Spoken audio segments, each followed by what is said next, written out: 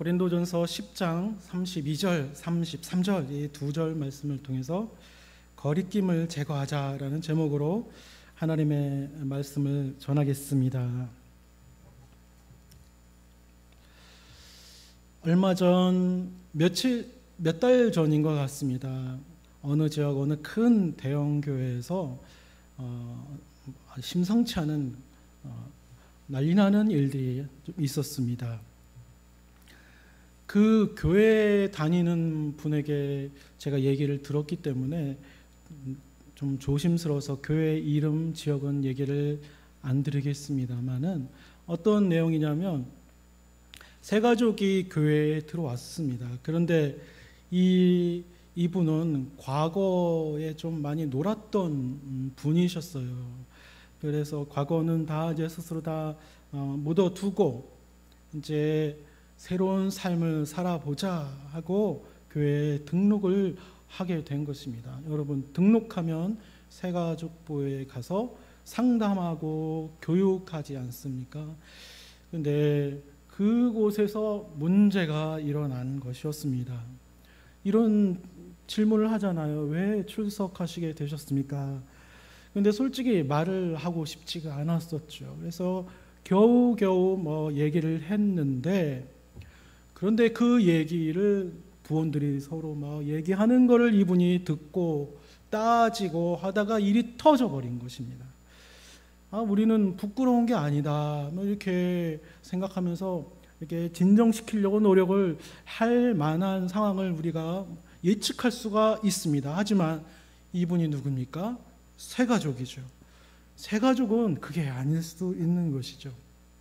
구체적으로 이분이 또 어떤 일을 앞으로 했는지는 제가 말씀을 안 드리겠습니다만 여러 가지 일을 하셨습니다. 고소 고발 들어가고요, 여러 일을 하셨습니다. 교회에서 이런 일들이 일어나면 정말로 마음이 아프고 슬플 것 같습니다. 왜냐하면 새가족 부원들도 고의로 그런 것이 아니고 교회에서 그 사람을 위해, 믿음을 위해 성장시키게 하기 위해서 봉사하는 자리에 있지 않았습니까? 그래서 억울하고 아주 힘들었을 텐데요. 하지만 좀 생각해 보면 우리 그리스도인들은 가끔 뭐가 뭔지 모를 때가 있을 때가 있어요. 잘 모를 때가 있어서 좀 부딪히고 좀 거친 때가 있는 걸 여러분 생각해 보기를 원합니다. 하나님을 위하는 게 뭐가 뭔지 모를 때가 있고요. 또 나를 위해서 지금 배려해 주고 있다는 것을 우리는 또 모를 때가 있어요. 우리 생각들이 너무나 많고 또 집중이 안 될 만한 그 환경들이 너무 많은 것 같다고 생각되어지는 것 같습니다. 여러분, 저도 그랬던 것 같습니다. 저도 예외가 아닌 것이죠. 사람이고 또 이제 저는 교회에 있으면 항상 긴장되고 또 사람만 보는 게 아니고 하다 보니까 저희 과거에도 그랬었던 것 같습니다. 뭘 같이 협력하려고 해도 모르니까 생각만 많아지고, 여러분 안 그렇습니까? 교회에서 여러분 난 모르겠어, 스스로 뒤에 빠지게 되고요. 또한 일이 부딪히게 되고 좀 하려 하니까 저리 부딪혀지게 되는 그런 모습이 우리 안에 있다라는 것입니다. 또 우리 교회 성도 여러분, 혹시 오늘 이후로 모르겠다고 마음에 소용돌이치는 그런 일들이 있다면, 또 뒤로 빠지고 싶거나 또 이리저리 부딪히는 일들이, 그런 것들이 오늘 이후로는 다 사라질 수 있기를 예수님의 이름으로 간절히 축원드립니다. 오늘 본문 32절에 거치는 자가 되지 말라라고 말씀을 합니다. 이 말씀을 원어로 보면 거리끼는 자가 되지 말자라고 이렇게 해석을 할 수가 있습니다. 거리끼다라는 이 단어는 보통 교회를 비유적으로 많이 성경에 나와 있는데, 그러니까 교회에서 그러지 말자, 이런 내용들도 우리가 쉽게 이해할 수가 있습니다. 우리는 신앙생활을 50년 넘게 해도 왜 이렇게 하나님께 거치는 것들이 너무나 많은지요. 하나님을 이렇게 대면해서 나가는 것이 아니라 50년 넘게, 40년 넘게 신앙생활에도 항상 하나님께 이 회개를 하고 나가고 내 마음에 찜찜한 것들이 있고요. 또 기도를 자유롭게 해도 그게 돌파해야 할 그 과정들을 꼭 겪게 되는 그런 모습인 것입니다. 이 땅에서도 보면 왜 이렇게 그리스도인으로 살면서 거치는 것들이 왜 이렇게 많은지 모르겠습니다. 우리의 이 모든 거치는 것들을 다 없애버리고 싶습니다, 여러분. 다 없애버리려면 여러분 어떻게 해야겠습니까? 먼저 없애버리려면 그런 수술을 하게 된다면 한번 보시면 건강해야죠. 수술대에 올라가려면 기본 체력이 있어야 수술대에 올라갈 수 있습니다. 건강하지 않으면 못 올라가죠. 저도 3번 수술했는데 여기 수술하고 또 이제 여기 수술하고 배 쪽에도 수술했는데 반응이 없으십니까? 네. 그래서 어쩌라고요? 네, 너무 야박하지 않습니까? 네. 우리가 영적으로 건강하면 어떤 모습일까요? 하나님께 기도하는 모습, 자연스럽게 바로바로 기도가 되는 모습이지 않습니까? 여러분 너무나 너무 좋은 것 같습니다. 그래서 꼭 그렇지 않다 할지라도 끈질기게 붙들려고 하는 모습이 바로 이 건강한 영적인 모습인 것 같습니다. 매 시간을 끈질기게 붙드는 것 여러분 쉬운 게 아닐 텐데 포기하지 않는 그런 모습이 영적으로 건강한 모습인 것 같습니다. 그런데 우울증처럼 우리의 의지에 문제가 생겨버리면 암이 되는 것처럼 활동할 수 없고요, 하나님께 나아갈 수 없고요, 내 마음을 드리고 저 이렇게 힘듭니다 조차도 얘기할 수 없는 그런 상태가 되어버리는 것이죠. 우리의 믿음에 이 걸리적거리는 것들이 생기지 않게 여러분 끈질기게 붙들고 건강한 기본 체력을 꼭 가지실 수 있기를 바랍니다. 우리 주님께서 내면에 거치는 것, 거리끼는 것들 뿐만 아니라 육체적인 것들, 영적인 것들을 다 고쳐주시고 또 사단 마귀가 역사하여서 또한 약하게 되어진 것들을 우리 도리 교회를 통해서 건강하고 강건하게 해 주실 줄로 믿습니다. 도리 교회에 저와 여러분 오늘 이렇게 오셨으니까 이제 계속 기초 체력을 지금 키우고 있는 것이지 않겠습니까? 오늘, 내일, 모레 끈기 있게 기도하시고 계시다 보면 놀라운 일이 생기는 것입니다. 어느샌가 거리껴지는 것들이 제거되고요, 회복되고요, 또 언젠가는 사람들을 도와야겠다는 그런 소망들이 생기는 줄로 믿습니다. 오늘 말씀 제목처럼 어떤 상황에서든 나와 이웃의 모든 거리낌들을 제거하는 데 여러분 쓰임 받으시길 간절히 원합니다. 나의 고집이 문제인 것 같습니다. 고집을 넘어야 제대로 사용될 수 있을 것 같습니다. 나도 모르게 거리껴지게 하는 것들이 내 고집에서 염증처럼 나오고 고름이 나오는 그런 것들을 우리는 넘어서야 하겠습니다. 고집도 제거되고요, 나도 모르게 묶여있는 것들에서 풀려나게 되면요, 우리 도리교회 사역을 위해 다양한 비전에 동참할 수 있을 줄로 믿습니다.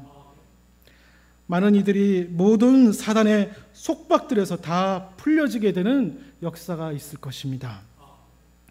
또 우리 교회에서 그런 일들이 좀 일어나는 것을 우리는 보고 있습니다. 우리 또 이 사역에 동참할 수 있습니다. 아멘. 우리는 상당히 복잡한 사회에서 힘겨운 교회 신앙인으로 살아왔던 것 같습니다. 교회를 다니며 구원의 확신이 있다고 믿고 우리는 살아왔었지만 여전히 힘들고 여전히 슬픈 일들이 우리에게 있었습니다. 살면서 죄도 짓고요, 우리도 갑질도 해보고요, 또 어느 순간에는 믿음의 내 양심의 가책이 느껴져서 힘들어지고 그런 적도 있었습니다. 전혀 교인이라고 생각해보지 않았던 어떤 사람이 이 사람도 교인이었네? 이런 생각을 해본 적도 있었습니다. 별 생각이 그때는 다 듭니다. 다 듭니다. 이런 살짝 당황스러운 생각들 속에서 여러분 소심해지고 위축되고 그러지는 않습니까? 이 얘기를 조금만 더 해보겠습니다. 신앙적인 양심을 우리가 가졌잖아요. 그래서 막 자기 자신을 구석구석 이제 살펴봅니다. 그죠? 그 사람한테 내가 뭘 잘못했나? 그 사람이 혹시 나 때문에 실족한 것은 아닐까? 혹시 그분이 요즘 나를 좀 차갑게 대하는데 그것 때문인 건가? 별 생각이 이렇게 다 드는 것입니다. 안 그래도 힘든데 양심의 문까지 이렇게 스스로 신앙적으로 두들겨야 하니 얼마나 힘든 삶을 사셨습니까? 우리는 이 약한 양심을 가진 그들을 대할 때 말이죠, 실족하지 않게 해야 한다는 사실을 우리는 알고 있습니다. 그래서 그들이 믿음의 시험에 들어서 하나님과 멀어질까 봐 조심조심하는 모습들이 우리에게 있었던 것이죠. 여러분, 믿음이 강한 사람은요, 사람 때문에 잘 안 넘어져요. 그죠? 그런데 믿음의 약한 사람은 이게 그렇게 그런 문제들 때문에 넘어지고 아무것도 아닌 문제들 때문에 넘어지는 것을 보게 됩니다. 사람을 정죄하고요, 넘어지는 것은 뭡니까? 스스로를 정죄하고요, 나 이거밖에 안 돼. 결국 죄가 죄를 낳고 구렁텅이에 빠지게 되는 모습인 것이죠. 이 구렁텅이에 여러분 한 사람이라도 죽으면 안 되는 것을 우리가 알지 않습니까? 그래서 나름대로 내 생명과 그 사람의 생명들을 위해서 우리가 해야 할 것들은 이것입니다. 그분들의 양심적인 판단을 인정하고 책임을 져야겠다는 그런 마음, 배려해 줘야겠다는 그런 마음이 필요한 것입니다. 정말 우리 때문에 실족한 것이라면 여러분 어떻게 하겠습니까? 가서 내가 손해를 보더라도 그 사람에게 세워주려고 하고 책임지려고 하는 마음이 있으면 얼마나 좋겠습니까? 여러분, 이 책임지는 것은 무서운 것이죠. 그래서 끝이 없는 책임을 요구할 수가 있습니다. 그래서 이 끝없는 이 책임이라는 것은 사실 우리가 능력도 안 되고 힘이 안 돼서 이건 하기 힘들어요. 그러다 보면 내가 좀 멀리하게 되고 결국엔 무책임이에요. 여러분, 그래서 우리는 자기 힘으로 책임지려고 하는 것이 아니라 성령님께 의탁하고 성령님이 깨닫게 하시고 믿음의 양심대로 행하게 하는 대로 내가 순종하는 그런 자세, 순종하는 내가 손해볼 각오하고 성령님께서 알려주신 대로만 순종하겠다, 바로 이것입니다. 이런 모습으로 나아가는 것이죠. 우리는 영혼에 대한 책임을 질 때 성령님께 의탁해서 할 수가 있어요. 이렇게요. 하지만 믿음이 약한 사람은 어떻습니까? 그것을 못합니다. 나 때문인데 믿음이 끝나버릴 수 있는 그런 상황들이 있을 수가 있는 것입니다. 이 양심이라는 단어가 구약 성경의 원어에는 없습니다. 그런데 안 나온다고요? 이 안 나온 게 안 중요한 게 아니죠. 신약에는 많이 나옵니다. 양심이 하는 일은 생각보다 상당히 어마어마합니다. 우리가 깊이 생각할 여유가 없기 때문에 그렇죠. 사람의 양심을 통해서 하나님은 자기 자신을 드러내시고 계시를 드러내시는 것이에요. 여러분, 에덴 동산에 있었던 하와의 양심을 보시길 바랍니다. 여러분 보이십니까? 하와의 양심이 창세기 말씀에 믿음의 양심이 흐려졌던 그런 하와의 양심이 보일까요? 우리 창세기 3장 6절 말씀을 읽어드리겠습니다. 여자가 그 나무를 본즉 먹음직도 하고 보암직도 하고 지혜롭게 할 만큼 탐스럽기도 한 나무인지라. 여자가 그 열매를 따먹고 자기와 함께 있는 남편에게도 주매 그도 먹은지라. 여기서 하와는 믿음의 양심이 약해졌어요. 하나님의 양심, 하나님의 명령을 따르는 모습이 여러분 보입니까? 전혀 안 보이는 것이죠. 명령을 어기면 안 돼. 내면의 소리가 이 말씀 속에 전혀 그 경고가 보이지 않습니다. 안타깝게도 완벽하게 가려져 버렸던 것입니다. 그런데 슬프게도 이 모습은 바로 우리의 모습과 비슷했었습니다. 우리도 육신의 정욕에, 안목의 정욕에, 또한 이생의 자랑에 심취한 모습이 바로 우리의 모습이었습니다. 평소에 에덴 동산에서 그 아름다운 것들을 보면서 얼마나 심취해 있었는지, 보면서 아름다워하고 먹으면서 좋아하고 탐스러워하는 그런 것들에만 갇혀 있었던 이 하와가 하는 것은 하와의 마음에 하나님이 안 보이고 하나님의 양심이 없는 게 신랄하게 드러났다라는 것입니다. 하와의 마음이 빈털털이고요, 다 털려버린 모습이 이 말씀에 보이는 것입니다. 우리는 지금도 어떤 부분은 그런 털려버리는 부분들이 있습니다. 털려버리는 그 마음의 그 구간들이 있을 수 있다는 말입니다. 따라서 점점 그 털려버리는 것들로 인해 내 양심이 다 털려버리지 않도록 우리는 조심해야 하는 것이죠. 하나님은 사람의 양심으로 일을 하십니다. 우리 교인들의 양심은 하나님이 일하시는 주된 통로인 줄로 믿습니다.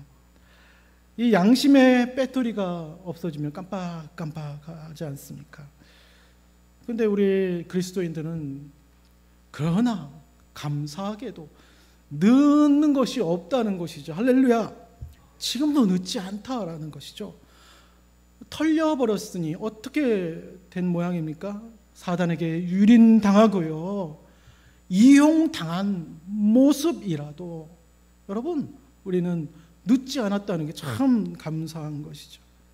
하나님은 이 털려버린 사람의 양심에게도 승리를 선포하셨기 때문에 늦지 않은 것입니다. 할렐루야! 믿고 염려하지 마시기를 바랍니다. 늦었다고 생각될 때 오히려 여러분, 우리는 우리 할 줄 아는 게 뭡니까? 오기 부리는 거죠. 이 악한 사단에게 내 털려버린 양심, 잠식되어가는 양심에게 선포하는 것이죠. 오기를 부리는 것입니다. 우리 양심이 흐리게 만드는 이 사단을 향해서 먼저 선포를 날려보시길 바랍니다. 예수 이름 앞에 아무것도 아닙니다. 예수 이름 의지하면 여러분 늦지 않았습니다. 하나님은 나를 통해 하나님의 일을 하시려고 하신다. 하나님이 너를 정죄하실 것이다. 내 양심이 호롱불같이 막 흔들린다 해도 여러분 이렇게 의지를 강하게 하시고 강력하게 여러분 선포하시기를 바랍니다. 걱정 마십시오. 하나님이 우리를 도와주실 것입니다. 선포만 해도 선하신 하나님께서 사단에게 올가미의 힘을 다 빼버리시기 시작하실 것이고요, 예수 그리스도께서 제거해 주시는 수술을 이제 막 채비하시고 준비하실 줄로 믿습니다. 예수 그리스도를 믿는 믿음의 길이 승리의 길인 줄 믿습니다. 당장은 우리의 양심이 고장나 보이지만 예수 그리스도께서 승리하셨기 때문에 나와 다른 이들의 모든 양심은 회복될 것입니다. 이제 회복된 양심으로 하나님의 사역의 통로의 역할을 할 수 있는 것입니다. 오늘 본문의 내용은 우상에게 바친 음식에 대한 그런 내용입니다. 여기서 약한 양심을 가진 사람들이 나옵니다. 약한 양심을 가진 사람들이 있으니 그 사람들을 배려하는 것이 필요하다라는 그런 말씀입니다.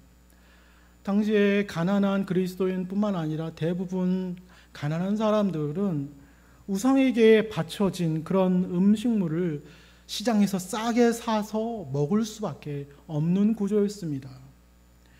그런데 그들이 그리스도인이 되고 예수 그리스도의 말씀을 따르려고 하니까 그것이 먹는 것이 이제 점점 죄책감이 있어 들게 되고요, 주저하게 되고 악먹는 그런 사람이 있었습니다. 그런 사람들을 어떻게 해요? 배려해주고 맞춰줘야 한다라고 말씀합니다. 말로만 이렇게 하는 게 아니고 어떻게 해요? 본이 되는 배려를 하라라는 것입니다. 같이 먹지 말라라는 것입니다.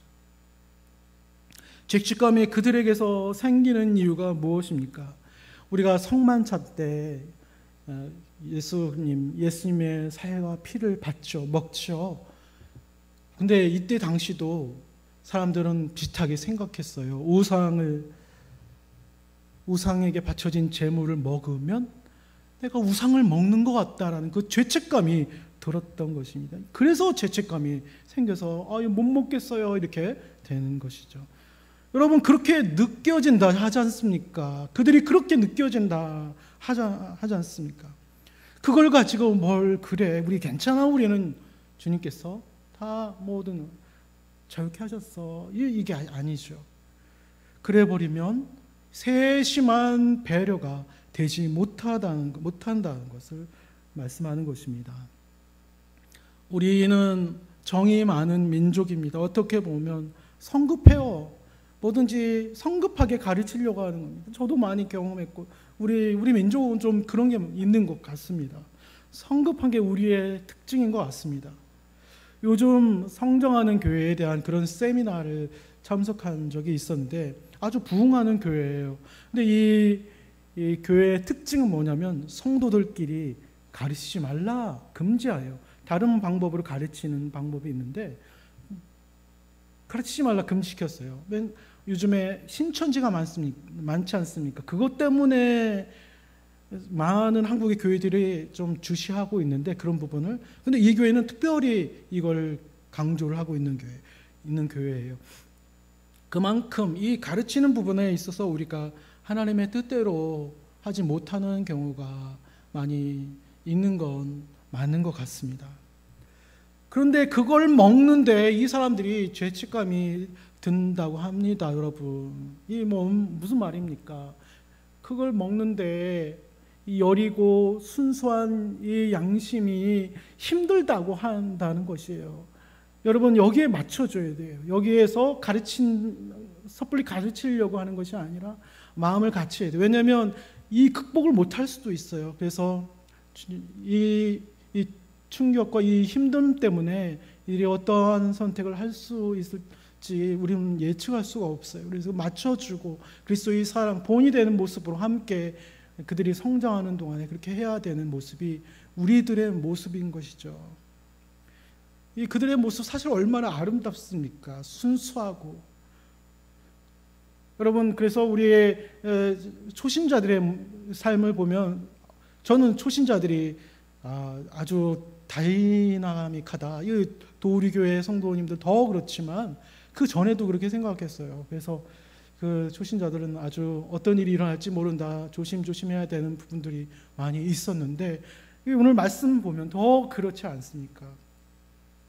그래서 양심이 약한 사람들에게 탱크처럼 가르치는 모습을 조심하고요. 함께 보조를 맞춰주는 그러한 세심한 배려가 필요하다라는 것입니다. 바르게 보조를 맞춰주고 같이 걷는다는 건 사실 짜증나는 일도 많이 있습니다. 시간이 오래 걸리고 또 이제 말을 많이 또 들어주기도 해야 되고요.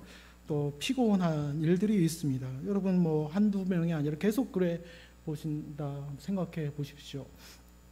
근데요, 제가 저는 강원도 강원도에서 태어나고 춘천에서 주로 자랐는데 춘천에 한초로 간사님 많이 들어보죠. 그분도 춘천 에서 오래 계셨고, 또 JDM이라는 선교단체, 예수재단 운동 선교단체도 이제 춘천에서 생겨났어요. 아무튼 이 춘천의 그 리더들을 제가 보니까 이런 부분에서 실수하지 않는 것 같아요. 이게 피곤하고 짜증나는 부분들 이 통제를 너무 잘합니다. 너무 세세하게 세밀하게 다 얘기를 해주는. 저는 그래서 큰 사람의 기준은 뭐냐, 큰 사역자의 기준은 뭐냐, 지금은 좀 달라졌습니다만 예전에는 반복적으로 계속 친절하게 얘기해 줄 수 있는 사람이 리더의 기준이다, 큰 사람의 기준이다. 저는 예전에 5년 전만 해도 그런 생각을 늘 갖고 있었습니다. 그래서 저분은 큰 사람이 되겠구나. 근데 우리가 정말로 이 새신자들에게 그렇게 반복적으로 해도 세심하게 배려해주고 나간다면요, 우리가 큰 것을 얻어요. 정말로 큰 것을 얻습니다. 여러분, 사실 우리가 신앙생활을 할 때 보면 양심이 약한 사람보다는 왜곡된 양심을 가지고 있는 사람을 사실은 더 많이 보게 됩니다. 하지만 틀린 게 없어요. 똑같습니다. 믿음에 강한 우리는요, 마땅히 믿음이 약한 사람의 그 양심을 담당해야 할 줄로 믿습니다. 왜곡된 양심도 소중히 여기고요, 성령님의 인도하심대로 따라야 할 줄로 믿습니다. 로마서 15장 1절 말씀을 보면 환대하며 그런 일을 하라라고 그렇게 말씀합니다. 손해를 봐도 나를 기쁘게 하는 삶이 아니지 않습니까? 그래서 손해를 봐도, 특별히 교회에서 손해를 보면 그건 배려인 것이죠. 우리도 예수 그리스도 성령의 안에 계신 우리의 성령의 전이지 않습니까? 우리가 손해를 보고 그 사람들을 위해서 손해를 보는 것, 얼마나 큰 배려인지 모르겠습니다. 여러분, 하나님을 우리가 기쁘게 해드리는 것처럼 그들을 반갑게 맞춰주는 게 우리 필요한 것입니다. 논쟁을 벌이려고 하지 말고요, 하나님이 그들을 반갑게 맞아 주시기 때문에 우리도 그렇게 해야 되는 것입니다. 고린도전서 7장 7절 말씀을 보시면 그리스도께서 우리를 이 바다는 반갑게 맞아 하나님께 영광을 돌리셨듯이 너희도 서로 받으라, 반갑게 맞으라. 바로 우리가 반갑게 맞는다라는 것은 인사 정도만 이렇게 생각하는데, 사실 그 반갑게 맞춰주는 것까지 다 포함되는 것입니다. 맞춰준 다음에 기도하는 것이죠. 이게 다 한 말씀인 것이죠. 여러분, 알겠습니다. 그런데 너무 지나치게 세상적이고 너무 지나치게 힘들게 하는 그런 사람들의 양심까지도 우리가 반갑게 맞춰줘야 합니까? 이런 질문을 할 수 있을 것입니다. 근데 하지만 애매합니다만, 그러나 우리가 도리교회가 이건 참 잘하지 않습니까? 잘 맞춰주고 있는 것 같습니다. 그분들도 마찬가지로 하나님께서 그분들의 양심을 회복시키시기 때문에, 다름이 아닙니다. 그분들의 양심을 하나님께서 회복시키시고 그분들의 양심을 회복시키기 위해서 하나님께서 일하시려고 하시기 때문에 우리는 그들의 양심도 존중히 여겨야 되는 것이 마땅한 것입니다. 특별히 우리 교회 공동체, 우리 심령은 모든 양심을 존중히 여겨야 하는 것이 기본인 것이죠. 우리 양심이, 또 상처가 많은 사람들은 그 양심이 어떤 면에서 왜곡이 될 수 있어요. 하지만 이 양심, 남녀노소 불구하고 좌우불문하고 이 양심은 존중받아야 하는 것입니다. 그것 때문에 그들은 힘들어하기 때문인 것이죠.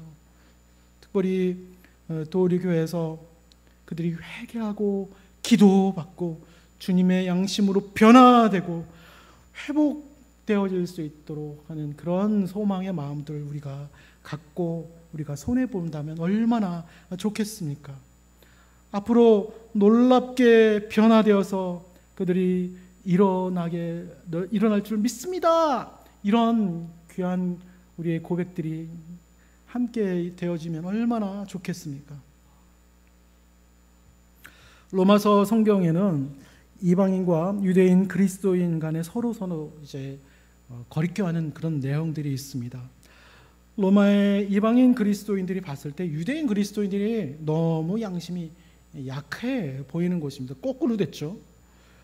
점점 이제 로마 교회에서 이제 유대인 그리스도인들을 무시하는 그런 일들이 생겨납니다. 이 이방인 그리스도인들의 숫자가 더 많아지고 하니까, 그러니까 바울이 이제 14장, 로마서 14장, 15장에서 이렇게 서로 거리껴하는 그런 내용들을 그런 일들을 책망하는 그런 내용들이 나옵니다. 여러분, 이게 만약에 우리가 지금 예루살렘에 가서 유대인 그리스도인들에게 가서요, 이제 복음을 전한다고 합시다. 근데 그들은 율법과 규례를 지키고 있는 사람들이에요. 할례도 받았고요. 그래서 우리가 그들에게 뭐라고 얘기하고 복음을 전하겠습니까? 율법 지키면 안 돼요. 율법을 지키는 것은 허망합니다. 예수님께서 당신을 위해 죽으셨기 때문에 이제 율법에서 자유케 되셨습니다. 이렇게 유대인들에게 말로만 하면 그 사람의 책임심 다 하는 것일까요? 여러분, 아닐 것입니다. 유대인들이 거리껴하는 것은 할례와 같은 그런 진리의 증표, 구원의 증표, 의의 증표입니다. 우리는 십자가를 그 증표라고 생각하지만 유대인들은 더 그 안의 내면을 바라볼 것이에요. 예수님이 진리라는 그런 의의 증표들을 너희들이 주장한다면 그걸 더 보여줘라. 십자가가 증표라면 더 보여달라. 이렇게 요구를 할 것입니다.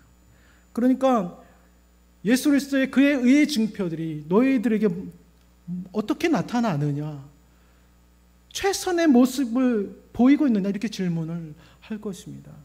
여러분, 바리새인의 의보다 더 좋아야 한다는 말씀 생각나시지 않습니까? 그래서 우리가 그렇게 질문하는 유대인들에게 물어보는 유대인들에게 보여줘야 하는 것이죠. 예수 그리스도 십자가를 통해 나오는, 그러니까 십자가를 통해 나오는 그 보혈의 능력을 보여줘야 하고, 그 보혈의 능력이 얼마나 강력한지를 보여줘야 하는 것입니다. 많은 그리스도인들은 삶으로 보여줘야 한다, 이렇게 얘기를 합니다마는 삶 속에서 나타나는 보혈의 능력을 보여줘야 한다는 얘기인 것이죠. 여러분,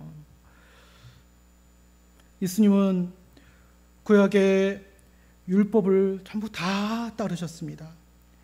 구약의 율법이 뭡니까? 하나님의 마음이요, 하나님의 양심입니다.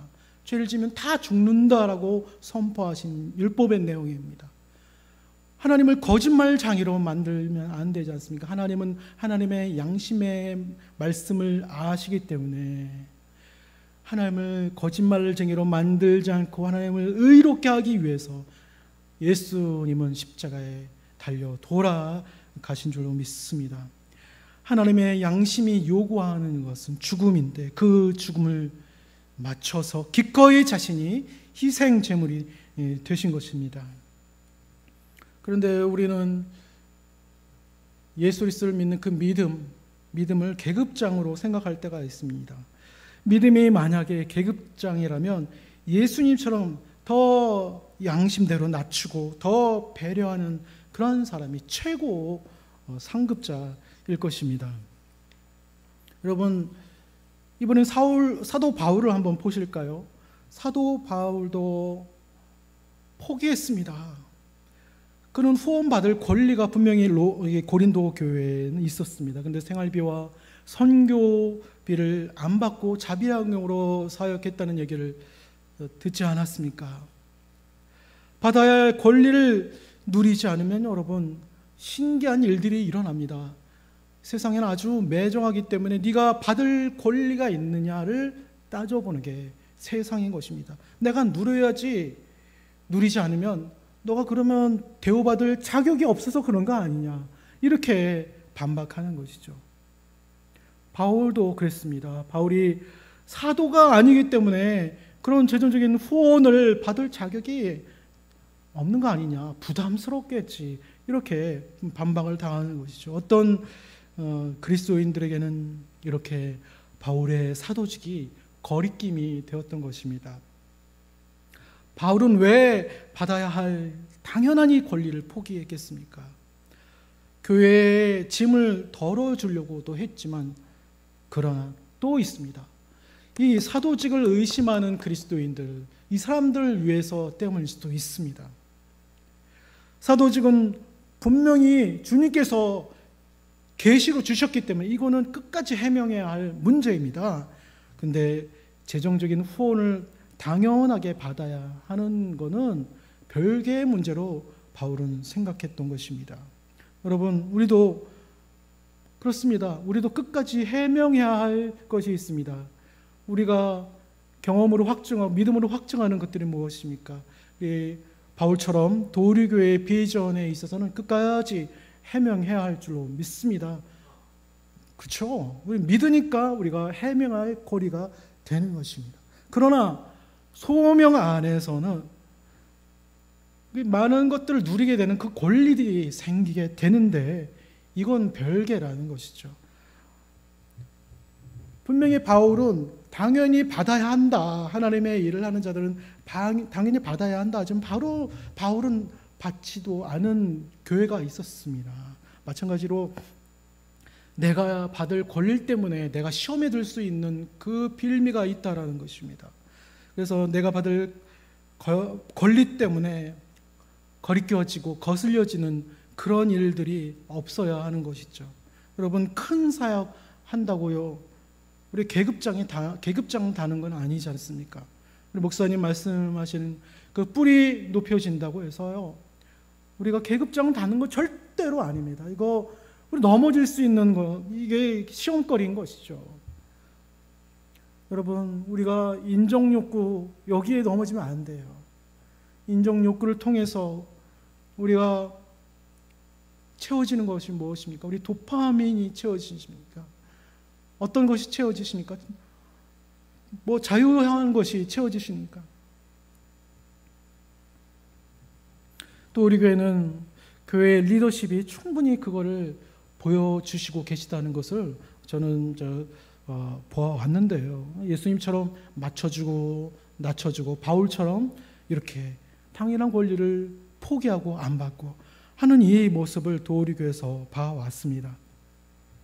도우리교회는 세상 어떤 교회보다도 더 힘든 일들을 이제 감당하고 있는 모습을 보게 됩니다. 하지만 교회의 리더십이 힘들 때가 있습니다. 어떨 때입니까? 약한 양심, 이 양심이 흐트러지는 사람들이 판단하고 정죄할 때 어느 교회 리더십이든 다 힘들 것입니다.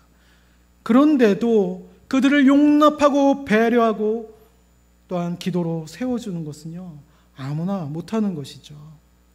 이 부분이 아주 중요한 것입니다. 만약에 우리도 교회 리더십대로 그렇게 따라서 하게 된다면요, 정말로 성령의 권능을 더욱더 강하게 받게 될 줄로 믿습니다.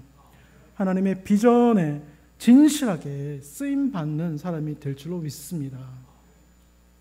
그래서 우리 내면에 거리끼어지는 것들, 또한 교회에서 거리끼어지는 것들을 예수 그리스도의 이름으로 다 제거하는 저와 성도 여러분이 되실 줄로 믿습니다. 믿음이 강한 자는 배려만 해야 되느냐, 이런 생각을 하시고, 또한 교회의 성격이나 또한 교회 규칙이나 이것도 다 양보해야 되느냐, 배려해야 되느냐, 이런 생각도 하실 수도 있습니다. 맞습니다. 아무나 하나님께서 세우신 교회를 틀렸다고 할 수 없죠. 하지 말아야 하는 것입니다. 당연한 말씀인 것이죠. 하나님께서는 우리의 모든 관계 속에서 서로서 이게 거리끼는 것들을 다 알고 계셔요. 앞에서 말씀드렸듯이 우리를 양심을 회복시키시고 우리를 사용하실 계획이 있으시고 그 계획에 따라 우리도 존중해야 하는 것처럼요. 이렇게 이게 많이 힘들어하고 교회 부분에서 규칙이나 그 성격까지도 잘못했다고 얘기하는 그 부분에서도 우리는 하나님의 말씀에 집중해야 됩니다. 그것은 뭐냐면 그들을 용납하라 라는 그런 말씀인 것입니다. 바울은 본문에 믿음이 강한 자들에 대해 말씀하십니다. 나와 같이 모든 일에 모든 사람을 기쁘게 하라. 믿음이 약한 고집쟁이들이 있습니다. 믿음이 약한 교만한 자들이 있습니다. 그리고 교회에 찾아온 많은 사단을 통해 힘들어하는 그런 사람들이 있습니다. 이들 모두 다 기꺼이 받아야 하는 것이죠. 사단이 남겨놓은 그 찌꺼기들 때문에 억눌려서 자유를 누리지 못하는 그런 사람들을 도와줘야 하는 것입니다. 우리는 용납할 준비가 되어 있지 않습니까? 그러려면 반드시 믿음이 강한 자는 먼저 포기하는 그런 자세가 있어야 하는 것입니다. 포기하고 희생하는 그곳이 은혜의 땅이고 사단의 권세들이 힘을 잃어가게 되는 것입니다. 우리 고린도전서 8장 9절 말씀 보시면 그런즉 너희의 자유가 믿음의 약한 자들에게 걸려 넘어지게 하는 것이 되지 않도록 조심하라 라는 그런 말씀인 것이죠. 여기서 자유함은 엑수시아, 권리를 말하는 것입니다. 우리가 자유할 수 있는 권리가 있는데 이것을 양보하고 또한 이것을 하나님께 가지고 나아가야 하는 것이죠. 그래서 우리가 힘들고 어려울지라도 이 권리를 가지고 하나님께서 다 이루어지는 그 놀라운 은혜를 쫓아 나아가야 하는 것입니다.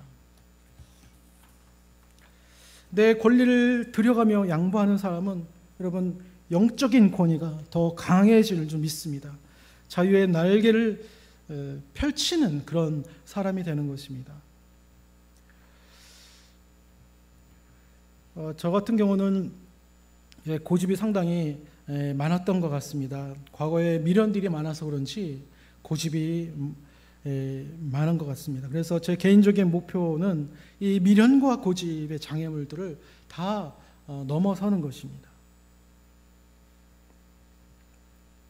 여러분, 이 고집을 넘어서면 얼마나 자유하겠습니까? 얼마나 더 큰 권위를 가질 수 있겠습니까? 제가 보고만 해서 이 자유의 날개를 많이 펼치질 못했던 것 같아요. 이렇게 애쓰지를 못했던 것 같습니다. 이 군대에서 방언도 받고요. 군대에서 은사도 또 뭐 몇 개 더 받았는데 이 군대 제대하니까 이게 장롱 면허처럼 장롱에 들어가서 선교 나가기까지 꺼내보지를 않았었습니다. 제게 주신 이 복음의 능력에 제가 진실하지 못한 삶을 살았던 것이죠. 그런데 이곳에서 도리교에서 많이 바뀌고요. 놀라운 성령의 능력을 받고 있습니다. 이곳 도리교에서 여러분 저뿐만 아니라 우리의 나름대로 어느 적은 고집들을 내려놨기 때문에 이곳에 오셨을 줄로 압니다.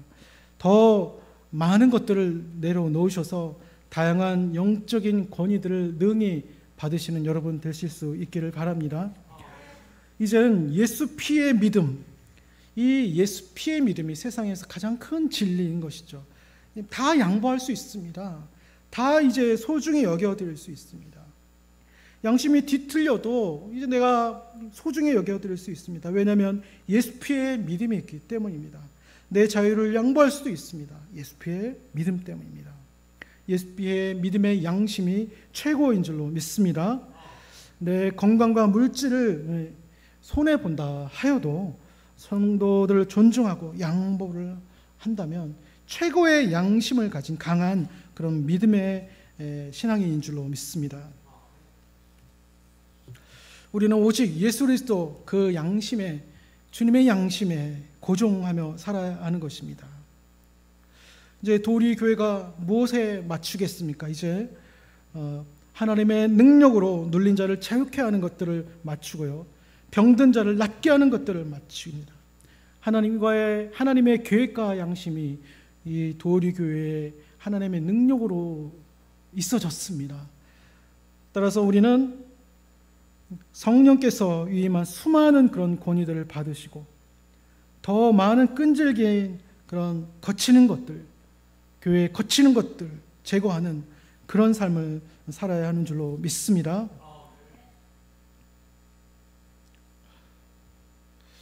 제가 7년 동안 이제 선교 사역을 했는데 다양한 사역을 했습니다. 나가기 전에 플랜을 다 짰는데 거의 다 했어요. 두 가지 탈북자 사역을 한 번밖에 못한 게 이제 3번까지 계획했는데 2번을 못했습니다. 다른 나머지는 다 했습니다. 기관 사역도 많이 하고 또 선교 협력하는 사람들 많이 봤는데 제가 이제 한국에 나온 시점에서 좀 생각해 봤습니다. 그 많이 본 선교사들을 하나님께서 어떻게 판단을 하실까?